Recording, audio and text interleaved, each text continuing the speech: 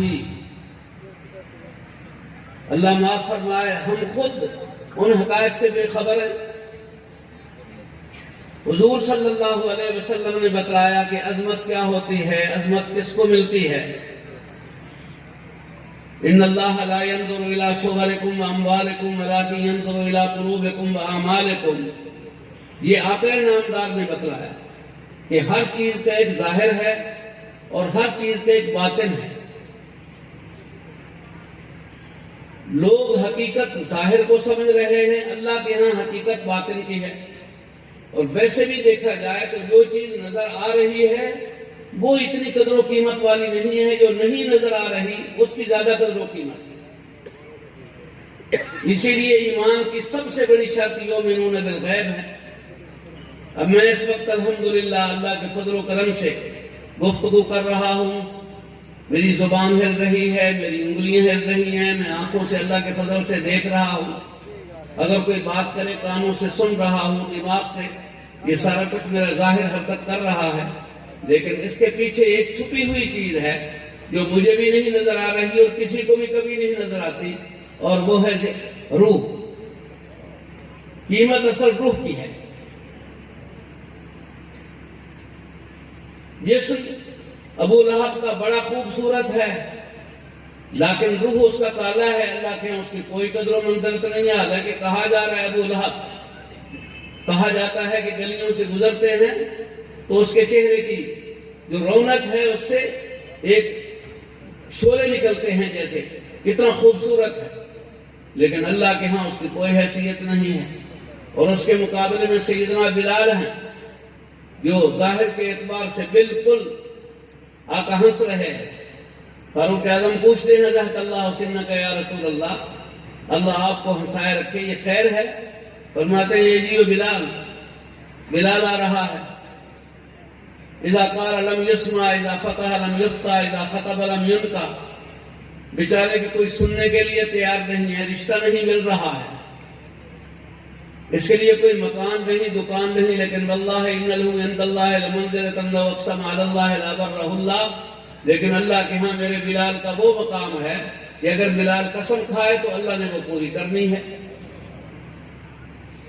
اور اس کا پھر دنیا نے منظر دیکھا، آپ نے سنا ہوگا، غالباً آپ نے چھپا ہوا دیکھا بھی ہوگا کہ خود ایک دفعہ واشنگٹن پوسٹ میں ایک یہ چیز شائع ہوئی کہ دنیا میں سروے کرو کہ لوگوں نے سب سے زیادہ اپنے بچوں کے نام کس نام سے رکھے،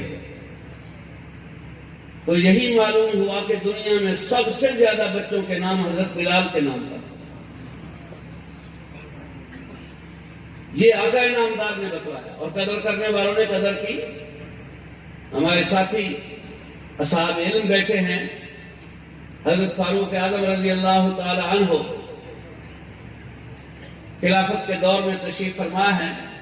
روایت میں آتا ہے فجاء یرفع، ان کے خادم حضرت یرفع آئے، یا امیر المومنین ان لکا بے ام رسول اللہ، آپ آقا نامدار کے چچا سیدنا عباس تشریف لائے ہیں، تو آپ نے فرمایا قل لہ یستری انی انا فی شغل، ان سے کہو تھوڑا آرام فرمائیں، میں بھی بلواتا ہوں، تھوڑا میں مشغولیت میں ہوں۔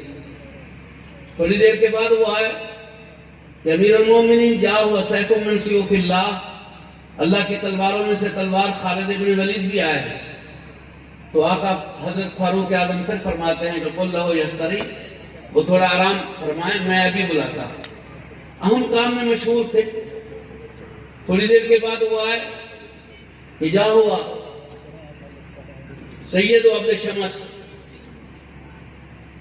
بنو امیہ کے سردار حضرت ابو سفیان اب حضرت بن چکے تھے، وہ بھی آئے ہیں، تو وہ ان کو بھی فرماتے ہیں قل لہ یستری، ان سے کہو تھوڑی آرام کریں، میں تھوڑی دیر تک بلاتا ہوں۔ تو تھوڑی دیر کے بعد خود پوچھنے لگے کہ کوئی اور بھی آیا؟ تو وہ کہتے ہیں ہاں ابھی بلال آئے۔ تو فاروق اعظم کھڑے ہو گئے اور فرماتے ہیں جا سیدنا، ہمارے سردار آ گئے، ان کو بلاؤ جلدی۔ اب وہ سیدنا بلال آ گئے ان سے بات کر رہے ہیں، ادھر پیچھے تبصرے شروع ہے۔ حضرت ابو سفیان وہ حضرت عباس کو کہہ رہے ہیں یا ام رسول اللہ، خالد بن ولید کو کہہ رہے ہیں کہ آج عمر ہمارے سے بدلے لے رہا ہے۔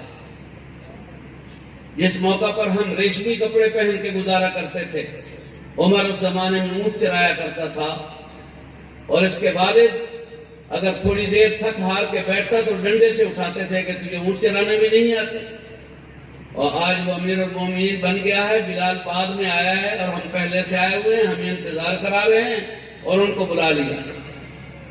تو حضرت عباس بہت بڑے مدبر تھے، اللہ پاک نے ان کو قد کاٹ بھی رسول اللہ صلی اللہ علیہ وسلم سے ذرا اونچا دیا تھا، اور عمر تو تھی بھی ذرا بڑی، لیکن یہ نبی پاک کا معجزہ تھا۔ صحابہ کرام فرماتے ہیں کہ جس مجلس میں بھی چاہے حضرت عباس ہوتے اور بھی جیسے عبداللہ ابن ابی رئیس المنافقین، یہ بھی بڑے لمبے قد کا تھا، لیکن جب رسول اللہ صلی اللہ علیہ وسلم اس مجلس میں ہوتے تو لمبے قد کے باوجود لمبا قد نظر لوگوں کو آقا نامدار کا آیا کرتا تھا۔ تو یہ بڑے مدبر تھے۔ کسی نے پوچھا انت اکبر و محمد، حضرت عباس سے کہ بڑے آپ ہیں یا رسول پاک؟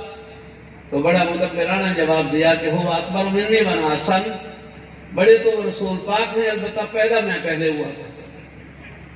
تو اتنے بڑے مدبر تھے۔ تو جب حضرت ابو سفیان نے تانا لگایا کہ آج عمر ہمارے سے بدلہ لے رہا ہے، تو اس وقت حضرت عباس نے کہا کہ یا ابا سفیان ابکی علی قسمتک، عمر نے غلط نہیں کیا، تو اپنی قسمت پر رو۔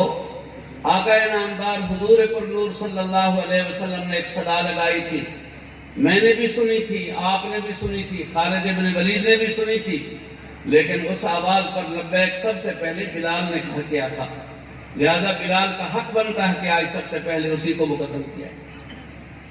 یہ حقائق نبی پاک صلی اللہ علیہ وسلم